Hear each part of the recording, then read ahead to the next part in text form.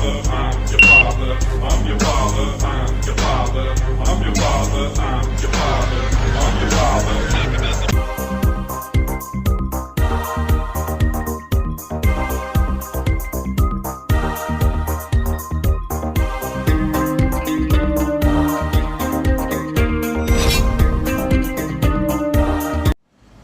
I'm in Ashland, Kentucky today. It's Thursday. We were in here to see our oldest perform at her school. That's over with, and we're making our way back to Virginia. But I figured I'd stop, look at the Inner Geek. I don't know if I can film in there, but we'll find out.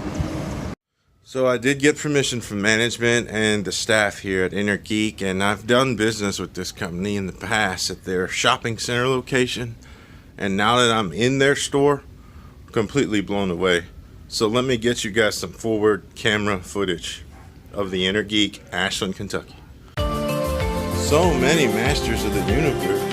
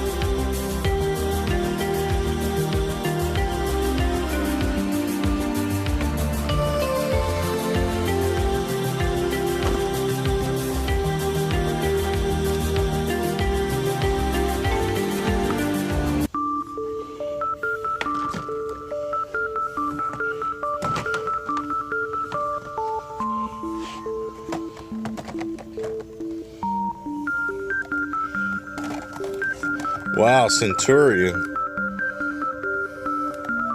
Takes me back.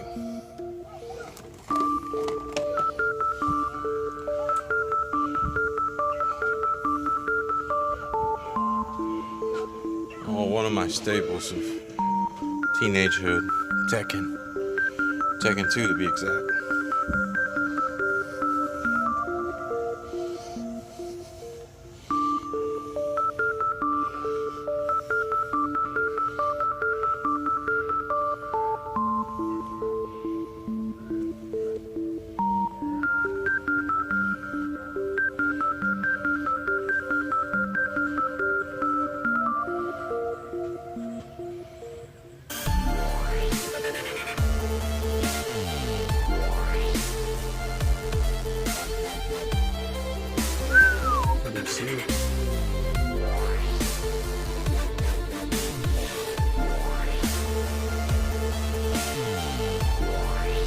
Ghostbusters Firehouse. Tons of comics.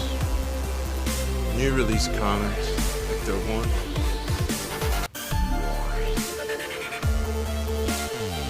Sky Striker. Rock'em Sock'em. OG Xbox.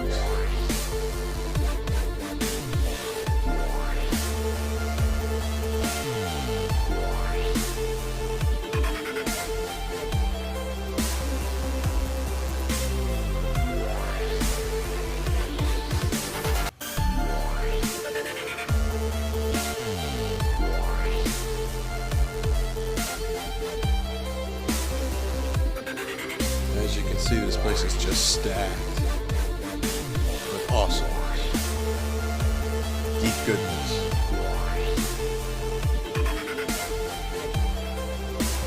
Sports cards, Mickey Mantle, Willie Mays,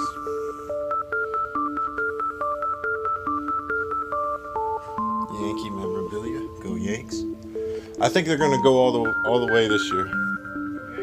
Yeah, they're doing awesome. With mostly rookies. I mean, the farm system has paid off for them. Well, I mean, what hasn't paid off for Yankees? But you gotta admit, the kids are nothing like their own man. They're very careful with the spending. They're not as Right. The mentality is different of the Steinbrenner kids. Maybe it's a good thing, though. Oh, that's the street shark. Ripster. Amazing. Amazing.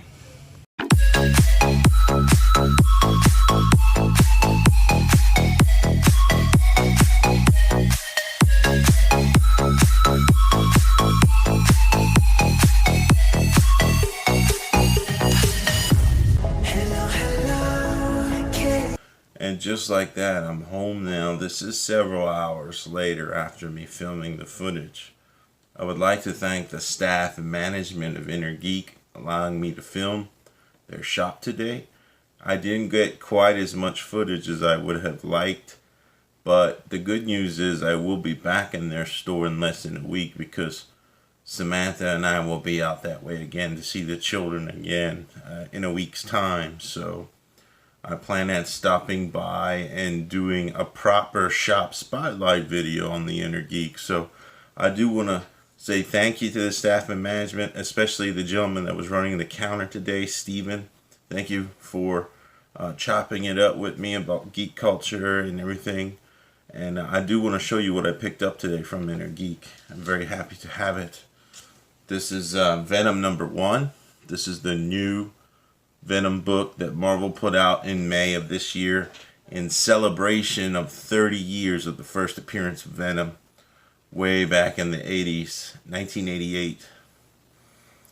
And I didn't come to discover Venom until the Fox animated series in the mid-90s, early 90s. And when I found out who Venom was, I retraced his comic book roots, and I sought out the original comics with him, done by Todd McFarlane. And this book is very cool. I love the story. I highly suggest it. It's Venom #1. They did have some variant covers. I opted to go with the basic. It does have digital, where you can read the comic digitally, so you don't have to handle the book. The art is good. I am a big Mark Bagley Venom fan, just like David Buckner. Shout out to you, Dave. I love Bagley, but this Venom is very neat. He's more of a smaller mouth, not as large as the teeth and tongue thing going on, but the story is very unique. So that's Venom #1, 30th anniversary of Eddie Brock Venom. So very, very exciting. I love Venom, important character to Marvel, to Spider-Man, to comics in general. Such an iconic character. And then this is a big, big year for the symbiote, because Venom gets his standalone movie from Sony. I have some reservations on it, but the Tom Hardy Venom, you know, the potential is there for it to deliver something fans of the comics and the character in general can go watch and enjoy. So if we can get that from it, you know, I'm a big fan of Tom Hardy. He's a stellar actor. So moving right along to the rest. A few days ago, shout out to my homie Hobotron, Chris Riley. Midnight Rage is his Google tag, and he brought up to me on our local collectors for our area where we live that the Solo toys had hit our local Walmart. And as you saw in the beginning of this video, the Range Trooper, among all the Star Wars Black Series 6-inch, are ringing up $5. So was able to score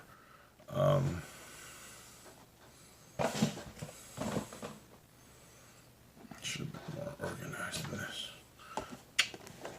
Range Trooper, $5. Same Range Trooper everybody's copying right now. I know some people got the Solo Wade, like Kevin, Tattoo Toy Hunter, got the entire Wade for 16 cents because there was this glitch that I'm sure it's going to cost Hasbro and Walmart money, where their figures were ringing up 3 cents all over the country. It was sporadic. I really don't know the nature. I know it has something to do with the UPC code.